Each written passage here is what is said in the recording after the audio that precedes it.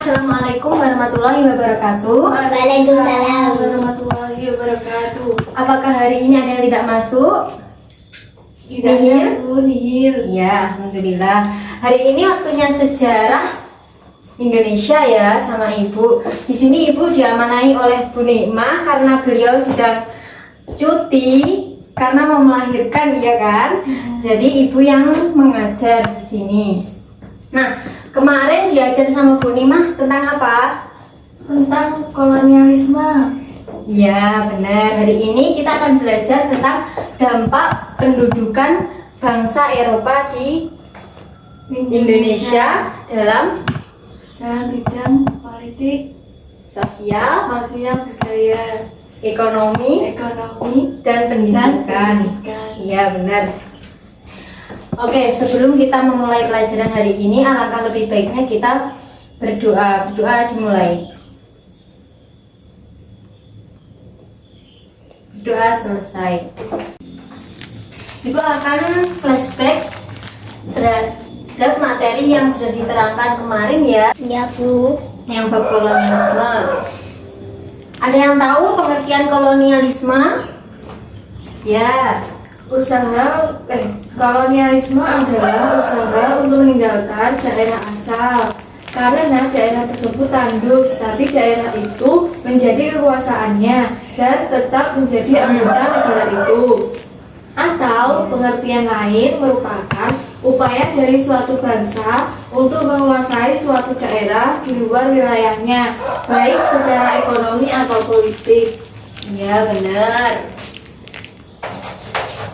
Yang kedua ada imperialisme. Ada yang tahu? Ya. Imperialisme adalah perluasan kontrol politik ke daerah seseorang. Ya.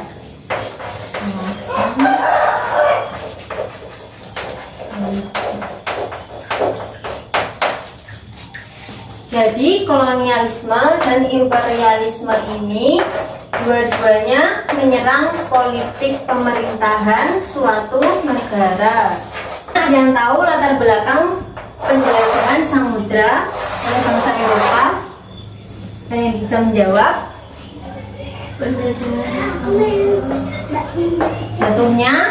Jatuhnya Konstantinopel sebagai pusat perdagangan internasional. Ya. Ketangan Turki Utsmani.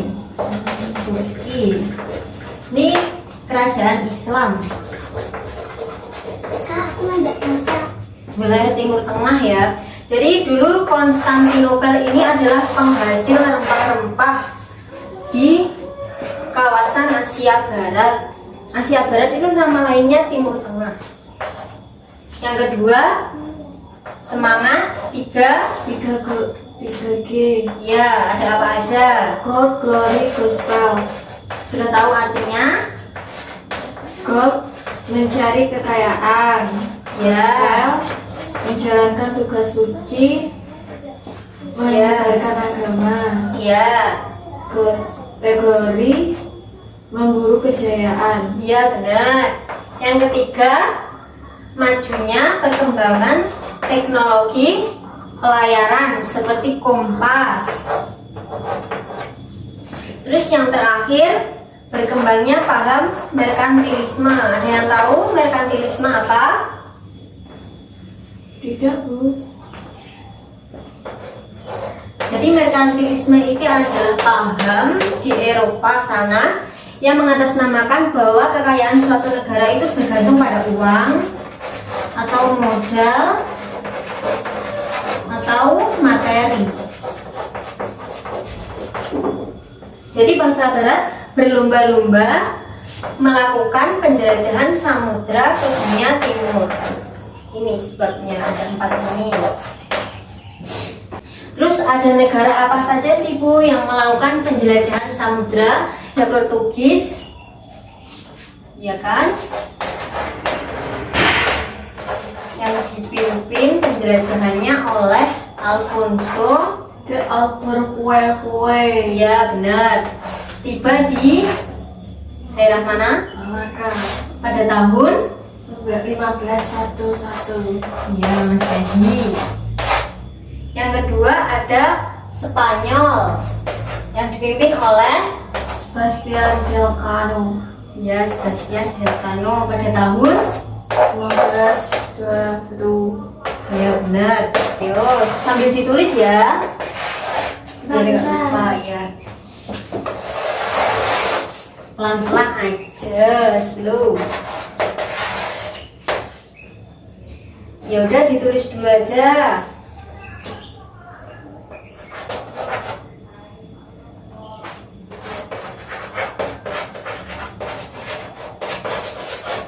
Berarti kemarin sama Ibu Nikma belum detail kayak gini ya. Ya udah nggak apa-apa.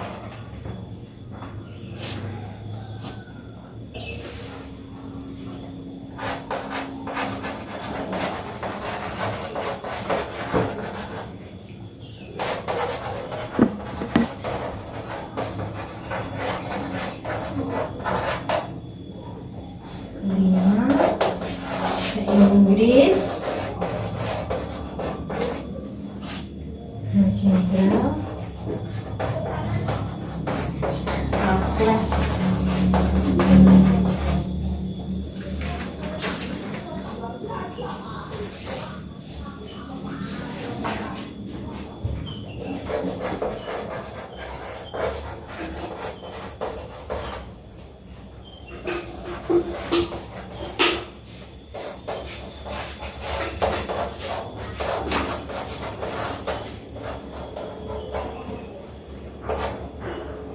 Terus sewa tanah.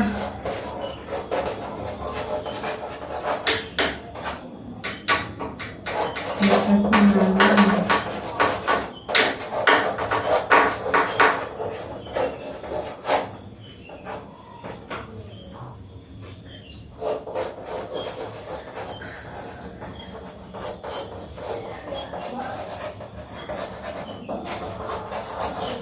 Silahkan ditulis. Aku tunggu ya.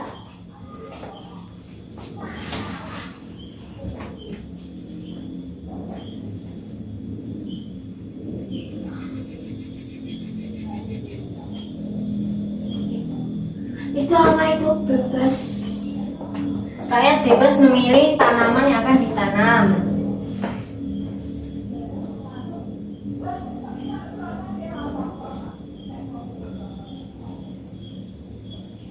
Pelan-pelan aja, nggak apa-apa. Kasihan yang lain. Yuk. Udah. Ya, bentar ya. Sebenarnya ada yang belum.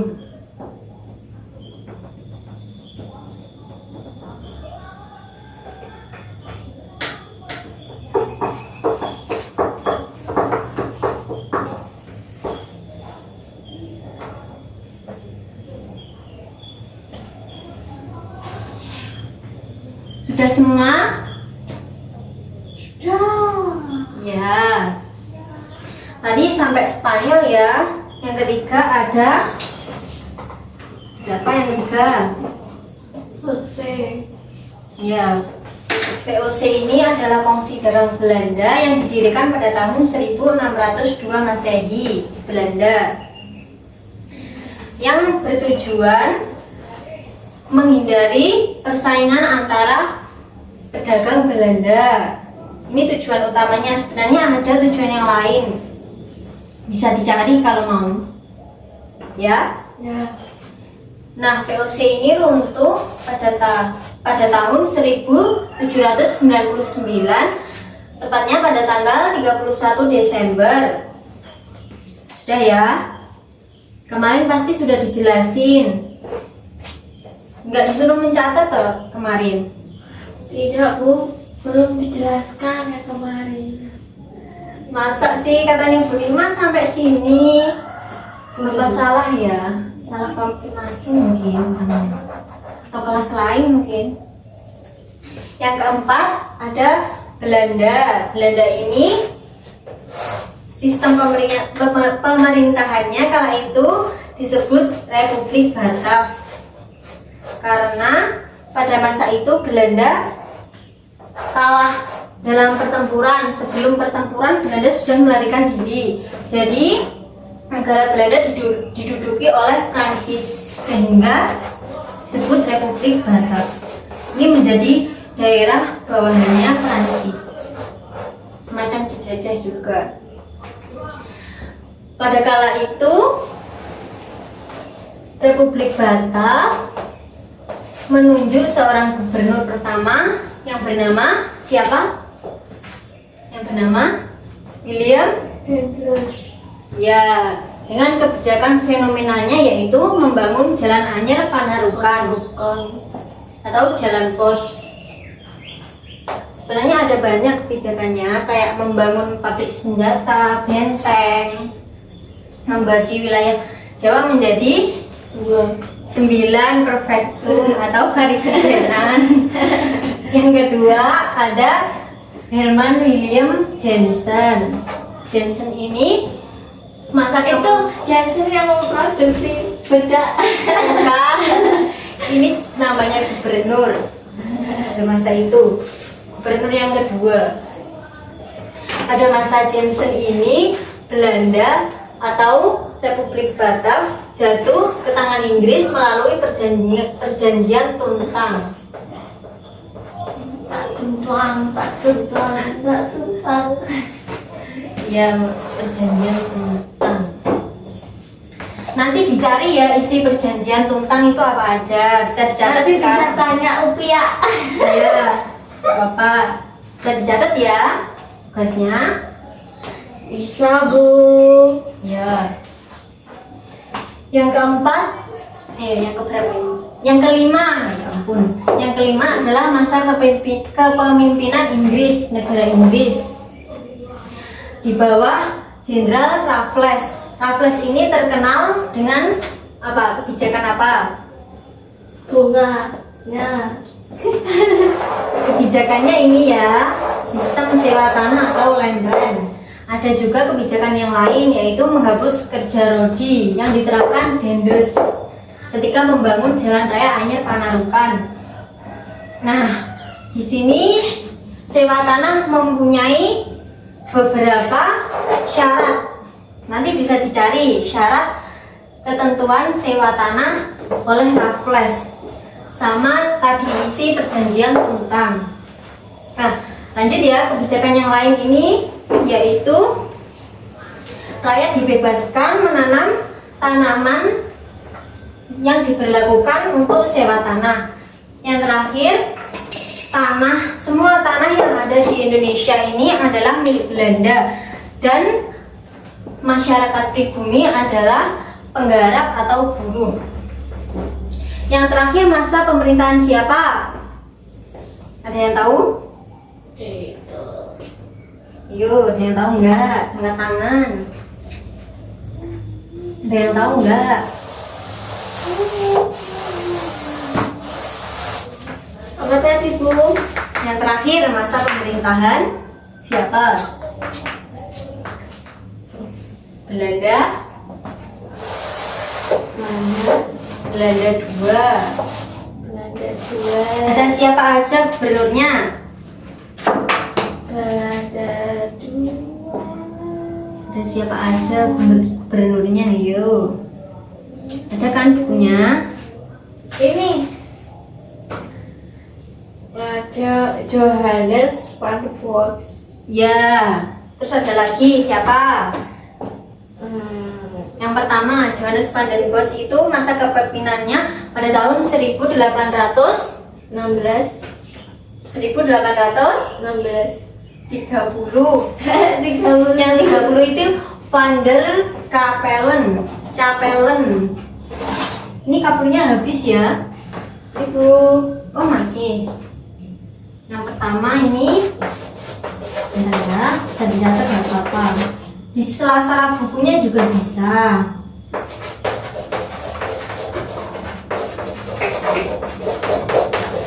Van der Capellen, tahun berapa Van der Capellen? 18, 16.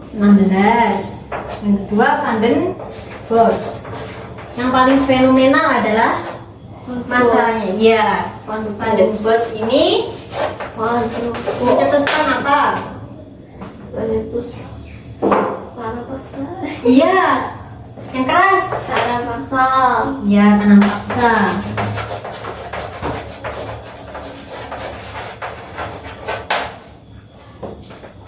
Jadi rakyat ditanam untuk menanam tanaman yang apa ya, laku di pasar internasional, bukan itu. Jadi dijual. Makanya mereka kaya. Kekayaan apa ya? Ini tujuannya nggak lain juga yang tadi merkantilisme, mencari kekayaan. Yang 3G juga itu kan saling berkaitan. Makanya mereka melakukan pelayaran ke dunia timur. Ada yang tahu syarat tanam paksa?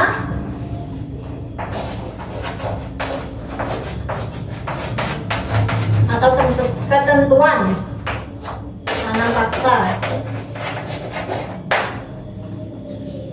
Di buku ada enggak?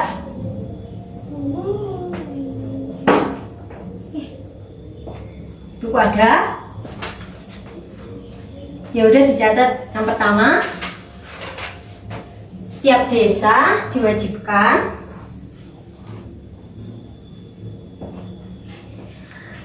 menyerahkan 20% tanah desa untuk keperluan tanam paksa. Untuk keperluan tanam paksa. Yang kedua, rakyat yang tidak punya tanah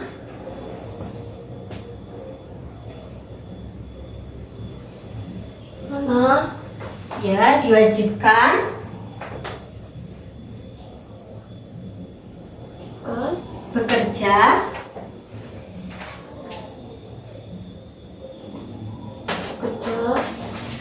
di tanah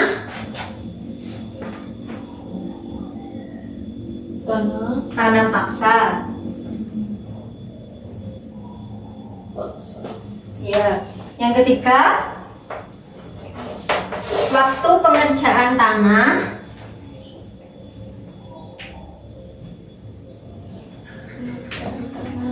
maksimal 3 bulan. Sudah? Selanjutnya, kesalahan akibat tanam paksa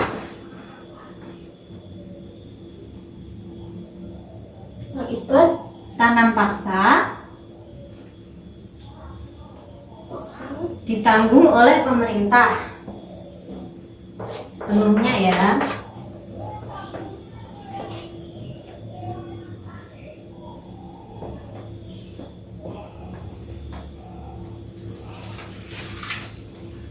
Sepenuhnya. Ya. Coba diulangi, Mbak. Yang paling depan. Coba diulangi, Mbak. Tuh, nggak menulis. Ya udah ini. Bisa dibaca ya. Nggak apa-apa. Namanya juga belajar. Menghapus wajib pajak dan roti. Yang mana toh? Bukan yang itu loh, Mbak. Yang ini. Nggak apa-apa, ayo, nggak apa-apa. Jangan diketawain ya teman-teman, nggak boleh. Nggak boleh, ayo. Yang ini, nggak apa-apa. Setiap desa Iya. wajib menyerahkan 20% dari tanah desa untuk keperluan tanah paksa. Ya, selanjutnya. Rakyat tidak punya tanah wajib mengganti dengan bekerja di tanah tanam paksa. Ketiga. Waktu pengerjaan tanah maksimal 3 bulan, tidak Iya. boleh lebih. Kesalahan akibat bencana alam ditanggung oleh pemerintah. Ya itu tadi ya. Nanti bisa pinjem catatan temennya ya, Mbak ya. Iya. Apa-apa nanti dipinjemin loh ya teman-teman. Nggak boleh apa ya, pelit, cetel, nggak boleh. Kita saling belajar semuanya. Nah, Setelah diterapkan tanam paksa ini, lama-kelamaan ini juga dihapus dan diganti dengan agraris wet. Ada yang tahu agraris wet? Agraris wet. Agraris itu apa? Agraris wet itu apa? Ayo. Berarti putih. Wet ini sama WIT. Jadi agraris wet ini adalah undang-undang agraria mengatur tentang dunia tanaman. Yang kedua, yang pertama tadi kan diterapkan undang-undang agraria. Yang kedua adalah Swicker wet. Ada yang tahu wet? Swicker? Swicker. Swicker, ayo iklan Swicker nggak ada yang tahu? Iklan Swicker, Taunya striker. striker kan pemain sepak bola, yes. Ya, Swicker wet ini adalah undang-undang tentang gula. Gula juga di undang-undang. Iya, karena kan dulu gula itu masuk dalam pasar ekspor kalau sekarang istilahnya. Dulu kan juga dijual di pasar internasional seperti rempah-rempah yang lain. Kayak yang di Ngadi- itu mana? pabrik gula Ngadirejo. Ya itu dekat sama tempat sampean. Iya. Oh, oke. Udah ya, udah dicatat ya semuanya. Udah. Yang ini belum? Yang itu. Yang ini. Ya silahkan.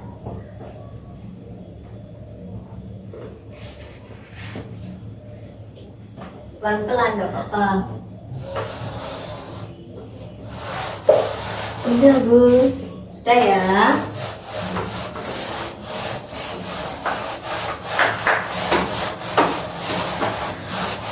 Apa selesai ya, Bu? Apa?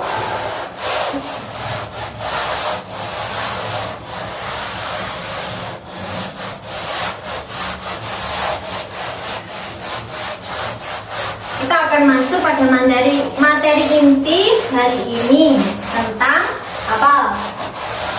Ayo apa? Dampak pendudukan. Ayo bukunya dibuka ya. Dampak pendudukan Bangsa Eropa di di Indonesia. ya bangsa Eropanya apa aja? Ayo nanti lupa. Dihapus lupa. Ini keren. Ayo. Satu Ya. Spanyol, Ya. Bahasa Belanda, terus apa Ing. ya? Mana ing? Inggris. Ya. Mbaknya inget ini loh yang nggak nulis tadi. Ingat ini loh. Dampak pendidikan. Jadi kalau ada temennya yang ngelakuin kesalahan jangan langsung julid loh ya. Dia dinasihatin nggak apa-apa. Dia sekarang jadi bisa loh. Ya Mbak ya. Jangan ketawain kasihan.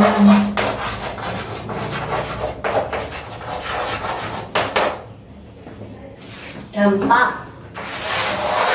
Dampak ini selalu ada dua, yaitu Itu dampak positif dan negatif. ya. Nah hari ini sebelum emang benar-benar masuk nanti ibu jelasin. Ibu akan memberikan tugas kepada kalian ya. Mana tadi? Tugasnya kelompok ya, satu deret. Ini ada berapa deret? Ada berapa? 4. Nanti dikerjain per deret. Ada satu yang mengemukakan pendapatnya. Nah, begini ya.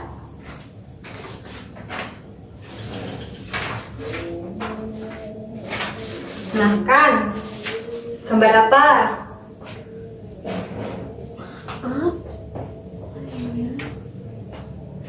gimana tuh Bu maksudnya disuruh ngapain? Itu samaan golongin ke dampak apa. Sama kayak apa ya, memberikan penjelasan itu apa aja gambarnya. Misal Nah, ada, ini gendung apa ini? ayo dikerjain satu kelompok ya.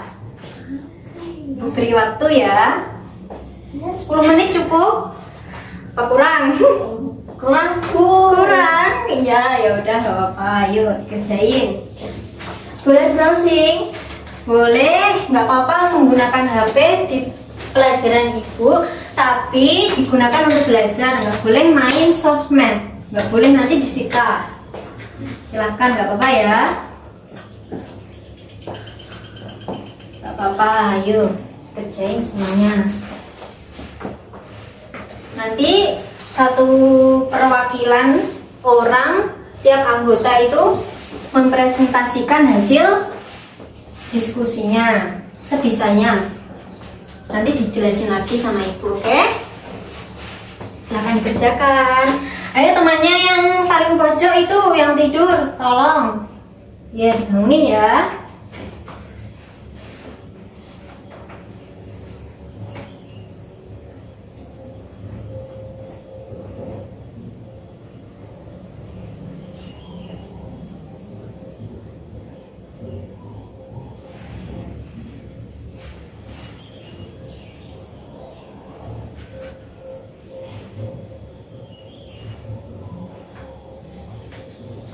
Silahkan dikerjakan.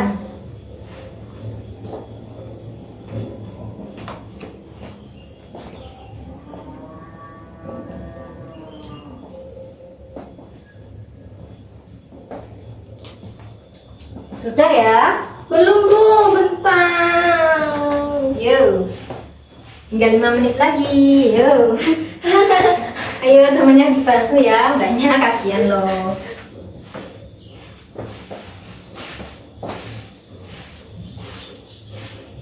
Bisa dibantu temennya.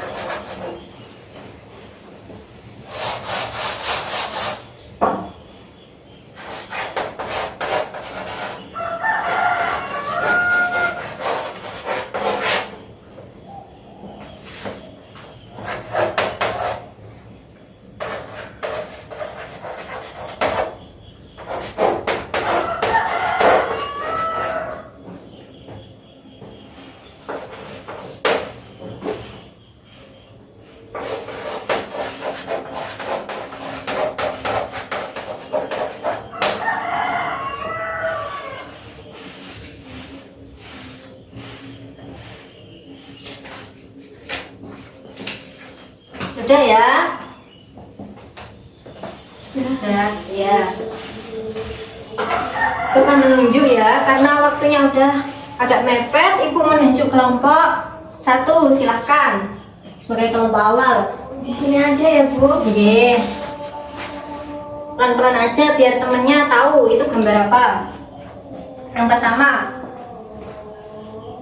gambar apa? Ini gambar bangunan marbe. Ini ada di kota Bandung. Yang kedua ada gambar apa? Aspal. Ya, ini kalau dalam istilah Belanda itu namanya kastengel. Nanti bisa di searching ya. Kalian juga bisa nanti nyatet. Tadi udah diganti kan di buku, Mbak? Ya, Ya, silahkan dibaca, Mbak. pengaruh dalam bidang budaya dibawa oleh bangsa Eropa ketika menjajah Indonesia. dapat dilihat sekarang ini masih kokoh dan bentar bro. Ya, pelan-pelan. Jangan grogi. Gambar yang pertama itu adalah gedung marble. Ya. Terus dapat dilihat sekarang ini masih kokoh dan perubahannya cuma sedikit. Terus yang kedua Ya. itu nastar atau kastengel biasanya dijumpai saat hari raya. Terus untuk yang gambar pertama itu biasanya digunakan untuk tempat berfoto. Karena bagus ya tempatnya, arsitekturnya bagus ya teman-teman. Maaf Mbak pinjem. Nah ini kan bagus buat foto, apalagi foto priwet. Ayo, bagus kan? Arsitekturnya sangat bagus. Ada lagi Mbak? Sudah? Iya. Jadi kita langsung saja masuk pada materi hari ini ya. Tadi udah dijelasin semua kelompok. Nah, ada dampak apa di bidang politik? Ada yang tahu? Di bidang politik? Ada yang tahu angkat tangan? Belum ada yang tahu, ya udah. Dampak positifnya adalah bisa ditulis ya. Pelan-pelan apa cepat? Ya pelan-pelan dong. Ya. Dampak positifnya adalah diterapkannya sistem trias politika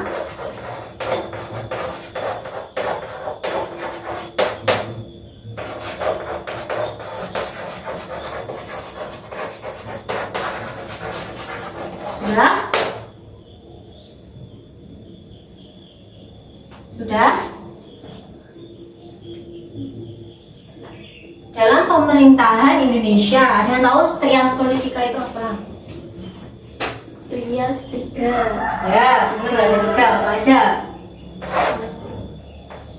PKN ini mata pelajaran PKN.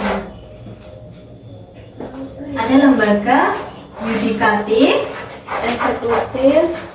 ya. Ada lagi satu lagi.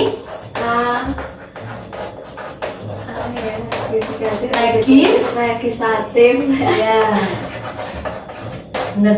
Lembaga yudikatif ditempati oleh siapa yang menjabat? Yudikatif ini badan peradilan. Siapa? Iya benar. MA. MA itu apa? Mahkamah Agung. Ya, MK, KY. Ada yang tahu ini apa? MK.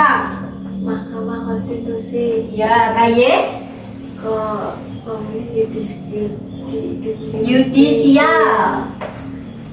Lembaga eksekutif selanjutnya ini diduduki oleh MPR. Ya, DPR. DPRD. DPD, Dewan Perwakilan Daerah. DPRD masuk ke sini. Nah, selanjutnya terakhir ada lembaga legislatif yang diduduki oleh ya pasti tahu dan Pilpres. Ayo presiden sekarang siapa? Masa nggak tahu? Bapak Jokowi Widodo. Ya, wakilnya siapa? Pak Yai. Wakilnya Yusuf Kala. Loh, Pak Ma'ruf Amin. Pak Ma'ruf Amin.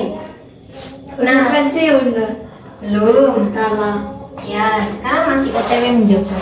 Sudah menjabat sih, maksudnya masih dalam periodenya dia. Nah, ada juga dampak negatif. Ada yang tahu? Apa ayo? David at Impera. Apa tahu David at Impera ini? Apa? Saya tidak tahu. Adu Coba. ya, anak bangsa Barat itu ketika masuk dalam pemerintahan kita atau pemerintahan Nusantara itu selalu menggunakan cara ini. Seperti kayak Portugis sama Spanyol dulu. Dia mengadu domba kerajaan Ternate dan Tidore. Ya, yang kedua dampak budaya. Dampak budaya ada apa aja tadi? Ayo, kelompok berapa? Kelompok 1 ya. Apa aja? Dampak negatifnya apa?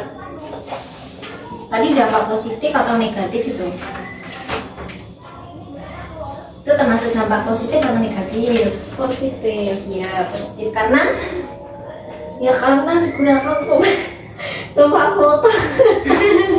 karena itu bisa apa ya, nggak ada, kalau kita itu dampaknya maksudnya baik gitu loh.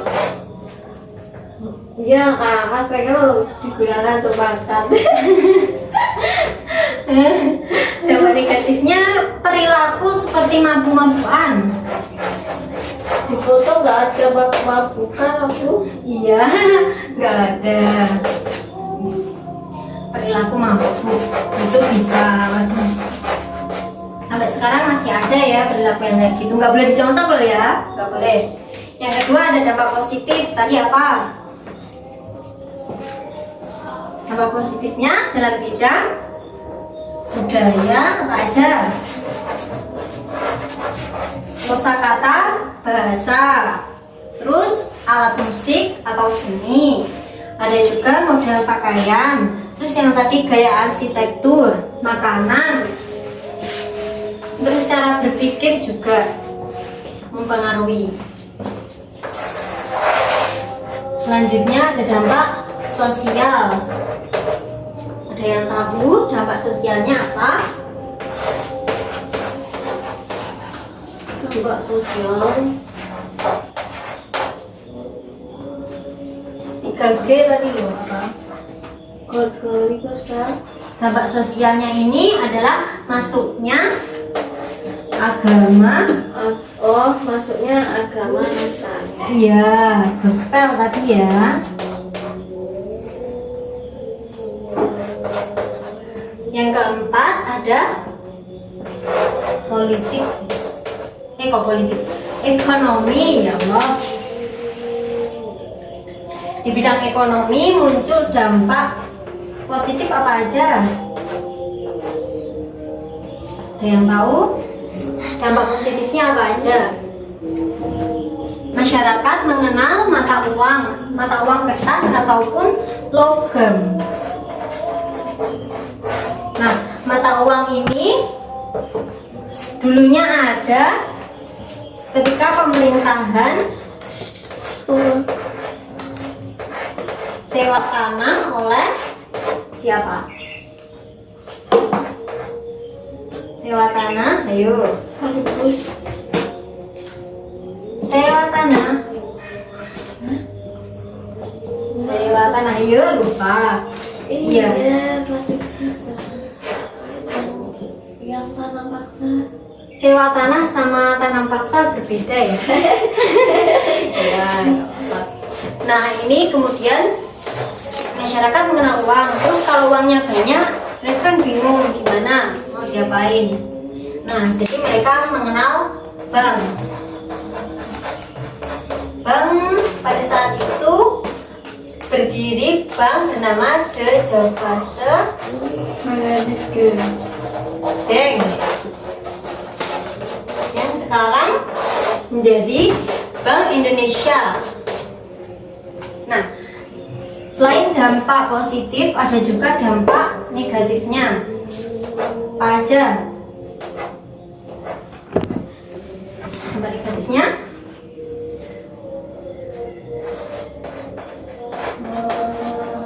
Sistem perekonomian masyarakat Indonesia terhambat karena adanya sistem monopoli.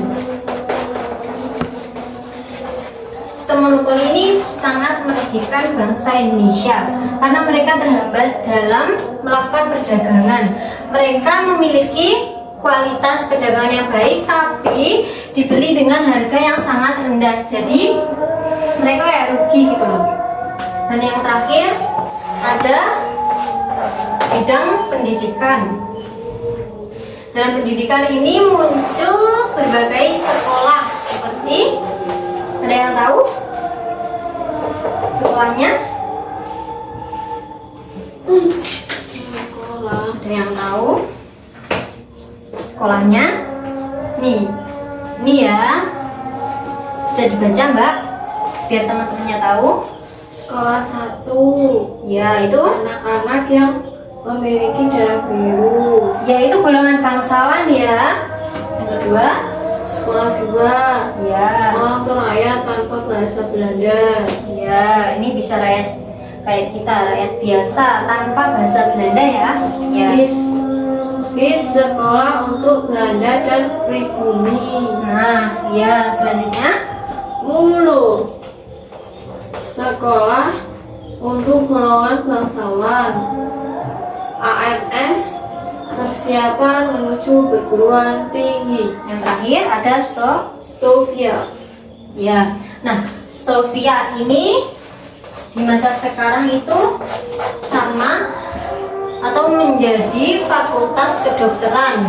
Ini dulu namanya Stovia, terus dokter Jawa juga. Fakultas Kedokteran UI. Jadi cikal bakal Fakultas Kedokteran UI. Pada tahun berapa Mbak? 1950. Ya. Ada juga dampak negatif pastinya ya. Apa dampak negatifnya? Dampak negatifnya dalam bidang pendidikan tadi ada Diskriminatif. ini Diskriminatif. ya diskriminasi karena kan ada yang Diskriminasi. nggak bisa masuk ya. Tadi kan ada sekolah tertentu yang bisa masuk ke situ, itu golongan bangsawan atau darah biru. Jadi bukan sembarang orang. Terus ada juga sekolah yang punya ketentuan harus bisa bahasa Belanda. Jadi bahasa pengantarnya itu bahasa Belanda. Kalau rakyat biasa kan kesulitan, pasti ada kursus kayak gitu. Dulu juga ada kursus bahasa.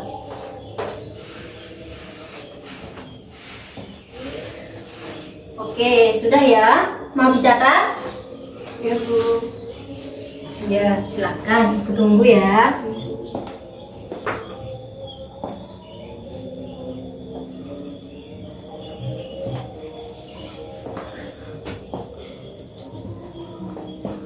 Ayo Mbak Nada mencatat. Ayo. Ayo Mbak Nada. Nggak mau Bu. Loh, nggak mau. Nah, tapi nanti pinjam temannya ya. Ya. Ya. Jam berapa sekarang? Jam. Sebentar Bu. 3:30 Bu. Oh iya. Pulang ya. Jangan gitu Bu, ketutupan. Ya, silakan. Maaf. Mbak Nada, ayo. Ya Bu. Catat. Ya, gitu pintar. Sudah ya, sudah selesai ya menulisnya, merangkumnya. Ya, nanti tolong dihapus buat yang piket hari ini. Siapa yang piket hari ini? Nggak ada. Ayo, Mbak Nada dihapus ya, tolong. Bisa, Mbak Nada? Nggak bisa Bu. Yang lain ya nanti. Nah, jadi kesimpulan materi hari ini adalah pendudukan bangsa Eropa di Indonesia tidak selamanya bersifat buruk, bukan hanya kekerasan, diskriminasi, namun ada juga dampak positif seperti tadi kayak apa arsitektur tadi, semacam sistem pemerintahan, ada juga sistem perbankan yang sampai sekarang bisa dirasakan manfaatnya. Sekian pertemuan hari ini. Wassalamualaikum warahmatullahi wabarakatuh. Waalaikumsalam warahmatullahi wabarakatuh. Al Alhamdulillah. Rabbil